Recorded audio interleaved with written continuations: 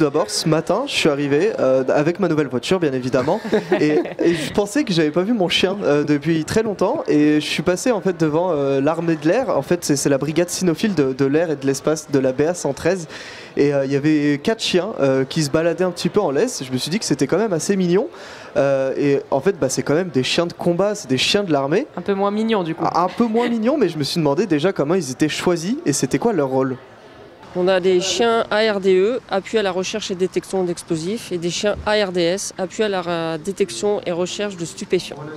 Et des chiens de pistage aussi. Donc, les races de chiens qu'on utilise sont principalement les bergers belges malinois, les bergers allemands, les bergers tervuren, c'est tout bêtement un malinois avec des poils longs.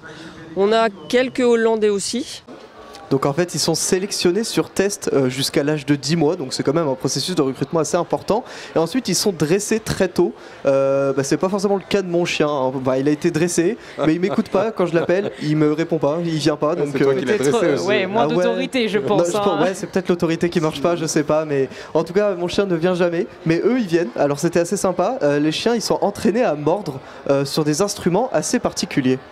Le dressage du chien peut commencer par une serpillière quand il est tout bébé, donc pour voir quand même la capacité du chien à mordre et tout ça, son envie de vouloir mordre. Que pour commencer un petit peu l'orientation de la tête, donc si le chien mord aux jambes, on va incliner le boudin pour que le chien tourne la truffe à l'extérieur de la jambe. Passer soit sur la jambière, voilà, donc le chien n'a pas la masse du costume en fait et de l'individu, donc pour mordre à la jambe, et pour le bras, on a ceci.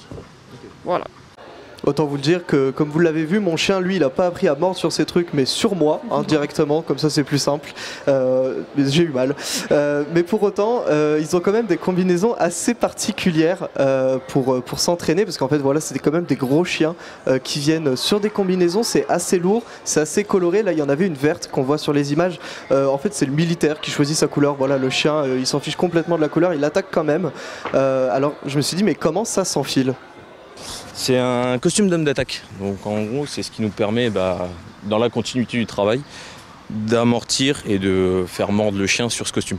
Donc en fait, il est équipé d'une toile et d'une couche de Kevlar pour éviter que les crocs passent à travers. Okay. Après, en fonction des chiens, ça passe quand même un peu à travers. C'est plus ou moins lourd en fonction du gabarit. La mienne, elle est à 13-15 kg. Si vous voulez tester juste le haut. Oui. Donc ouais, vous rajoutez à peu près une quinzaine de kilos en plus de votre poids. Donc après, on s'entraîne pour être à l'aise dedans et ne pas subir. Mais en soi, vous pouvez bouger, danser, ce que vous voulez. Après, vous êtes quand même plus limité qu'en mouvement libre. Mais non, ça va, vous pouvez quand même bouger. Ça va, c'est sympa. On l'enfile comme ça, après il y a les accroches. Donc ça, c'est vraiment pour moi ma protection. Pour éviter d'avoir des dégâts au niveau du ventre ou des côtes.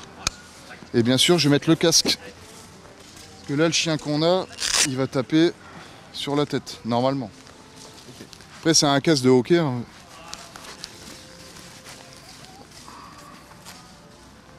Voilà. Donc là, ça y est, vous êtes protégé. Je suis prêt à me faire taper par le chien. 12-13 kilos que tu as eu du mal à soulever, on le voit sur les images. Alors en fait je m'attendais pas que ça pèse aussi lourd, donc c'est vrai que quand il me l'a donné j'ai failli m'écrouler comme on a vu, mais bon ça va quand même, je suis pas tombé. C'est vrai que pendant la démonstration qu'on peut voir à l'écran, c'est quand même des chiens de 30 kilos qui foncent à près de 30 km/h quand même sur ces tenues vestimentaires, donc c'est quand même assez impressionnant. On a vu un peu les militaires souffrir, ça se voit au visage, en fait ils avaient quand même des expressions faciales où même eux ils douillaient un petit peu quand même. Alors justement, toi, heureusement que tu n'as pas essayé, Léo. Concrètement, ces chiens, ils servent à quoi? C'est à défendre. Le but, c'est quoi? C'est de protéger la base? Ils servent à protéger la base, mais c'est aussi des chiens d'attaque. Donc par exemple sur le terrain, donc comme à l'armée, ça peut être en temps de guerre. Quand une personne ne veut pas lâcher son arme ou quoi que ce soit, on envoie les chiens directement et ils le chopent comme on l'a vu. Sauf que les personnes qui vont se faire choper, eux ils sont pas protégés par contre. Je suis quand même déçu de ne pas voir les images où tu portes cette combinaison, où tu danses avec aussi. J'aurais pu, c'est vrai. Merci Léo, l'armée de l'air et de l'espace présent ici sur cette foire expo de Saint-Dizier. Aujourd'hui, seulement demain ils ne seront plus là.